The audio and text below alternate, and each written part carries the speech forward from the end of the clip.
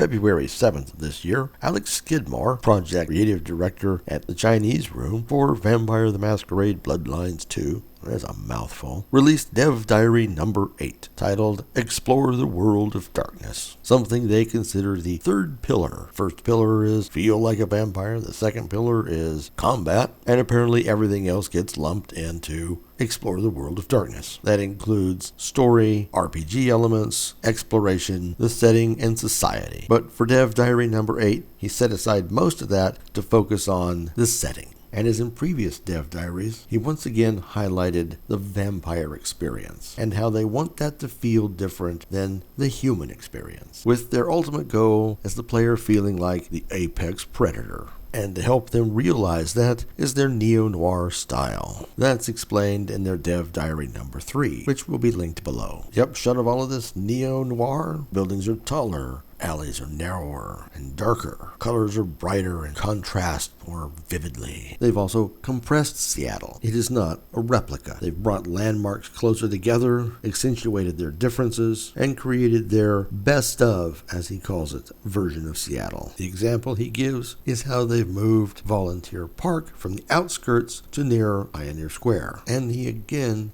mentioned seeing Seattle through the eyes of a vampire. To me, this sounds an awful lot like their artistic vision getting in the way of actual story. What exposure I have had to the World of Darkness, the original Bloodlines, to their web series such as LA by Night and New York by Night, I never felt like the world was stylized, nor did it need to be. And if they get too artsy, I think they're going to turn off a lot of players. Next highlight was how their skill tree was not about discovering new power, but about reawakening old ones and breaking the bonds that are holding you back. Bonds represented by all of those new tattoos. Gotta give him credit on this one. That's a nice way to have someone who is really powerful held back, but in a story-driven way. Next, he did a little blurb on how vampires live among humans without being noticed, and how that little old lady running the all-night coffee shop is much more than she appears, and how in the heart of Seattle, Weaver Tower is the home and headquarters for the Camarilla, all under the noses of those poor dumb humans. Okay, I editorialized the part about the humans. Finally, he talked about you being the sheriff. He didn't say whether you are automatically the sheriff when you start the game or if you build up to it.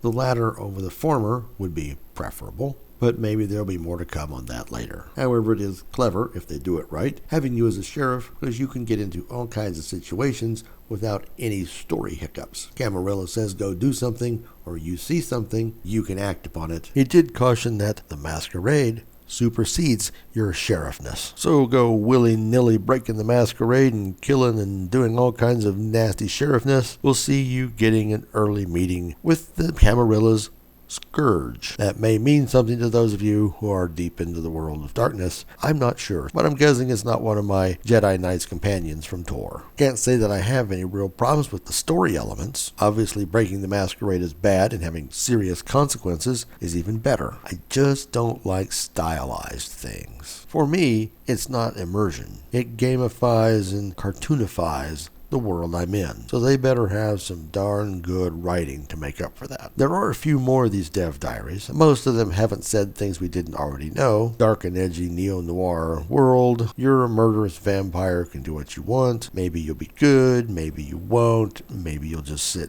and scheme. Though they do have one that goes into a lot of technical detail, which sharing here would probably be extremely boring. I'll put a link in the description to the Dev Diary page. Let us know what you think. Leave your thoughts in the comments below. And don't forget, if you like this content, like and subscribe. Thanks for watching.